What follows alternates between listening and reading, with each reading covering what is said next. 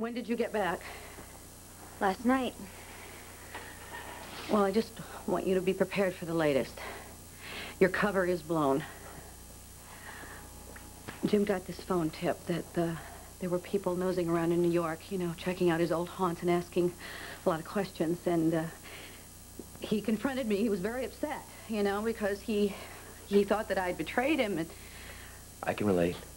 We kind of figured he was on to us. Well, why?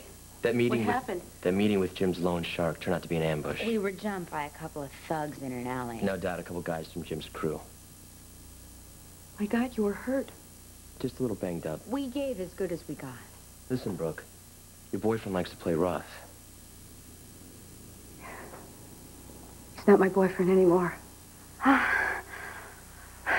Good riddance. He's my fiancé.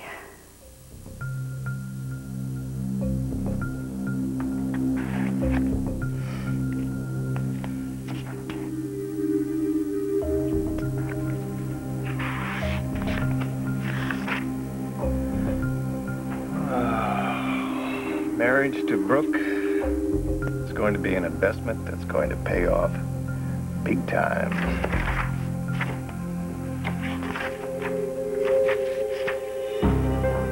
What the hell do you think you're doing here? Looking at my future.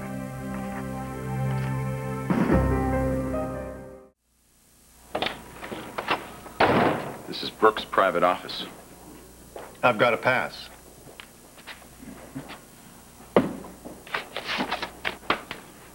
Quarterlies from Penn Mutual, Brooke's investment firm. You have her entire portfolio.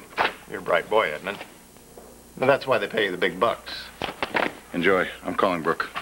Tell her I said hello. That'll be the first thing I tell her. I know you think you've caught me with my hand in the cookie jar, but the fact is, you're wrong. Suppose you set me straight. Brooke asked me to look over these numbers. That's why she pays an investment manager. You don't send a fox to check on the chickens now, do you? Or in this case, a nest egg. Brooke asked me to look at her portfolio just to make sure that she's getting the biggest bang for her buck. And you're just the guy for the job, right? Numbers are very impressive, but I should hardly be surprised by that. Brooke is a very forward-thinking lady, and a secure future is, well, a top priority. And where exactly do you fit into her future? Let's just say that I have a vested interest. Oh, hell. Why be coy? You're going to find out sooner or later. Brooke has accepted my proposal. We're going to be married as soon as possible.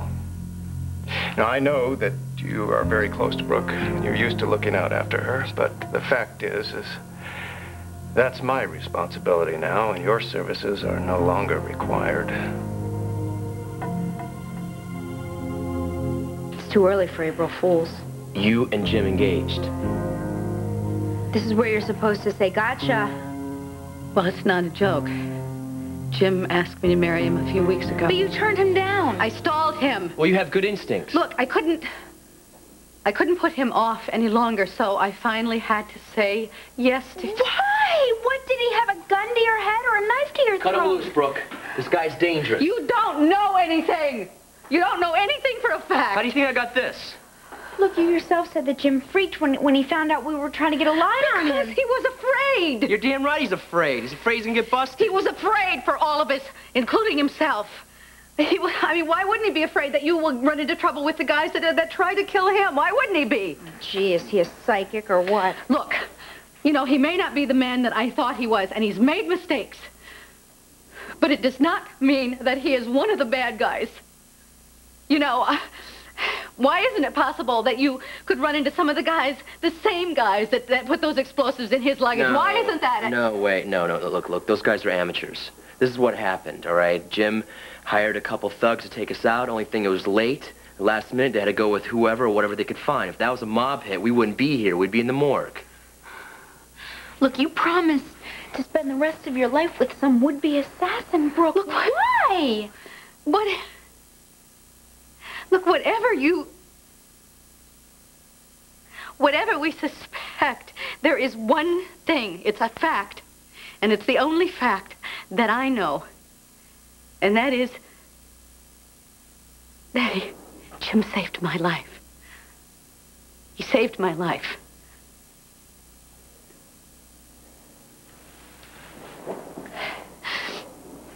He walked me through a darkness that there were times I felt like I wanted to let it swallow me up.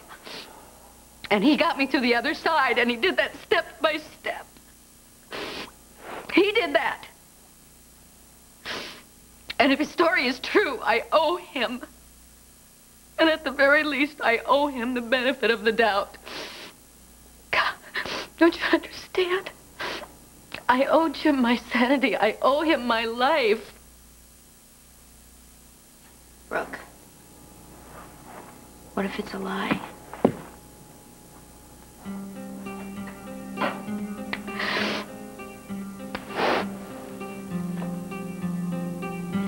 Then this engagement will buy me some time. Because you can't condemn somebody if you don't have all the facts, and you can't judge them if you don't have proof. And so I'll go on acting like I'm a bride-to-be. I will register for China, and I'll pick out bridesmaids' dresses, and I will go on loving him and believing in him and his innocence until I know that I shouldn't. But the one thing I will not do, I will not turn my back on him at a time when he needs me the most. Because it is possible that his story is true, that somebody took a contract out on his life, and that he is as much a victim of that explosion as Maria was. You're wrong, Brooke. And in your heart, you know it. You can't ignore the facts, Brooke. We spoke to a woman who used to know Jim in New York. Only then, back then, he used to go by JT. All right? She said he had no reason to deal with loan sharks. He had his own racket, and he made a lot of money in it, and it didn't sound legit. You yourself said that he got really upset when he heard we were on to him, and then the next thing we know, we turn around, we are jumped in an alley by a couple of criminals. It was a dark alley in the middle of Hell's Kitchen. Open your eyes, Brooke. He tried to shut us up. Look, you had doubts about him, or else you never would have called me in on this in the first place. And what I'm telling you is that your instincts were right. Jim Thomasen, the hero of Flight 149? More like the one-man hit squad that took that whole plane down. Oh, why would he do that? Why? Why would somebody get on a plane knowing it was going to blow up? Knowing that his life wasn't going to... I haven't filled in all the blanks yet, but I know there's more to this story. There's so...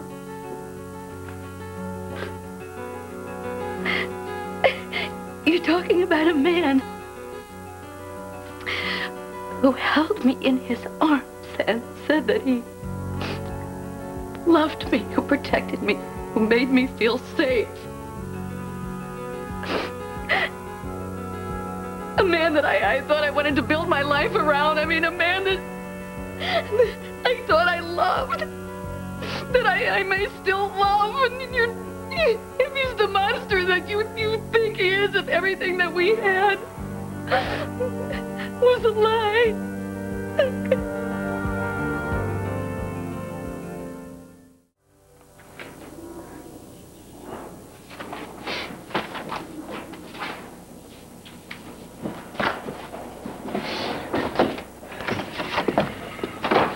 Sure to wipe your fingerprints off before you leave.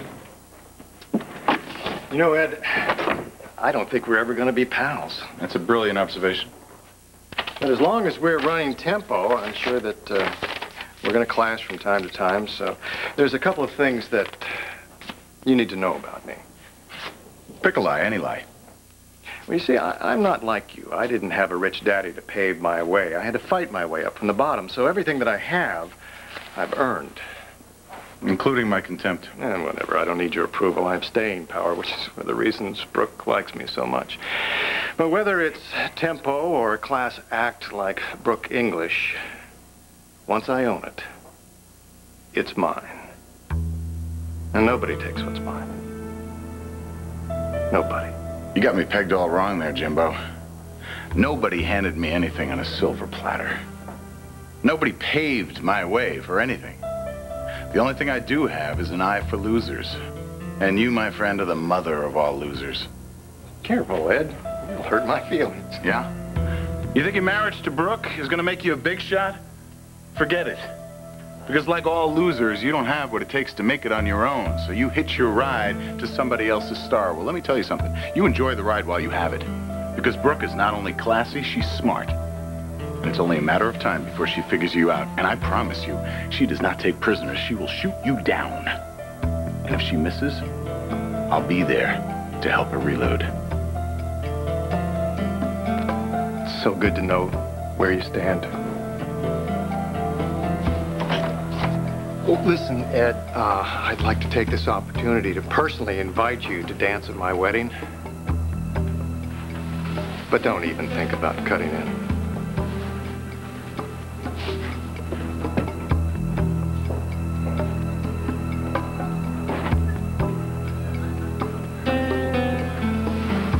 You know, I'm not sure I believe in karma. The theory that we're put here to work out stuff from our past lives, I just don't get it. And I don't think that there's anything that you've done in this life or any other to make you have to go through the hell that you're going through right now. And I don't believe that I stepped on an ant in the Middle Ages and that's why I was terrorized by Tanner Jordan. You remember that? You got me through that. You held my hand and you showed me what Tanner did to me, even though I wanted to forget. And I wanted to put it out of my mind and pretend like it didn't happen. You showed me that I couldn't hide from the truth. It's like hiding from yourself. It can't be done. But the point is, I'm here now. I'm okay. I'm happy. I'm with Mateo. And yeah, I had to go through hell. I really did to get here. But I made it. And you'll make it too, Brooke. You'll get through this as hard as it seems now. You'll make it. I promise you.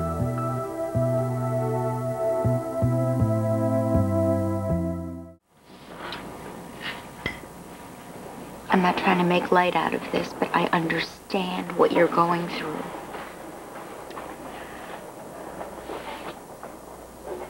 The panic and the terror in that plane falling out of the sky. I survived. But Jim was the one that brought me back and gave me the courage to feel things again. He's part of me. There you go. Oh. Listen, you gave your heart to someone who was good to you, and there's nothing wrong with that.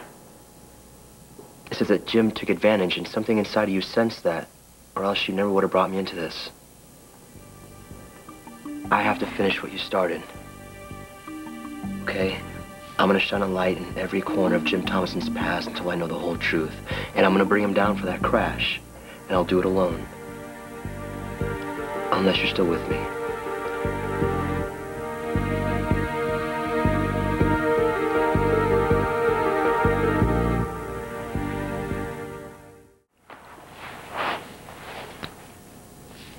I'm with you. I'm with you. Even if it means our worst suspicions about Jim are confirmed.